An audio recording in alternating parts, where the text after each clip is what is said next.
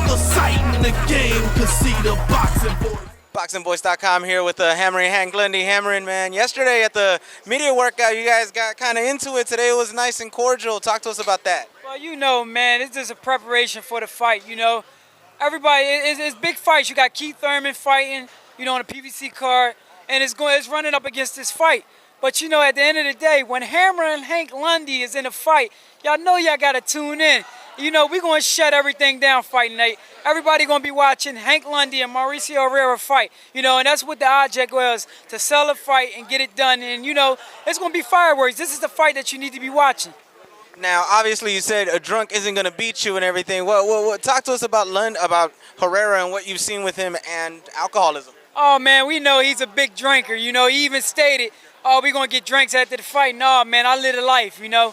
I live a fighter's life. And if you're going to be in the sport, you have to live the life. No drinking, you know what I mean? You know, I already know last fight he was at, I had a friend, Eric Outlaw, you know, hunter from Philadelphia. You know, that fight, he was smelling like, you know, a beer festival in there, you know. We know he drank, you know, so we're going to put all that to work, you know, and exploit that. You know, we're going to go in the ring, do what we got to do, man. Talk to us about the warm welcome you've been having from Golden Boy and here in Los Angeles. Basically, the fight's going to be big. It's here at the sports arena. You guys are shutting down the arena. Talk to us about that. Well, at the end of the day, you know, it's all love out here in L.A. Hammer and Hank has a lot of fans. You know, they've been showing me a lot of love. Even going down to the gym at the media workout here, you know, it's a bunch of love, you know, and I'm happy to be down here. You know, this is my first time, and I'll leave a memorable moment, you know, at the L.A. Sports arena. You know, I'm bringing that belt back home to Philly. Golden Boy been tremendous, you know. You know, maybe down the line, you know, we could do like a little co-promotion, you know. But they know what Mauricio Herrera is up against. They picked the right guy to come in and take him out, so they don't have to worry about him no more.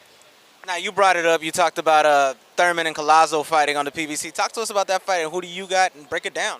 I'll tell you the truth, I really don't care, you know. At the end of the day, I could go up to 47 and fight them guys too, you know.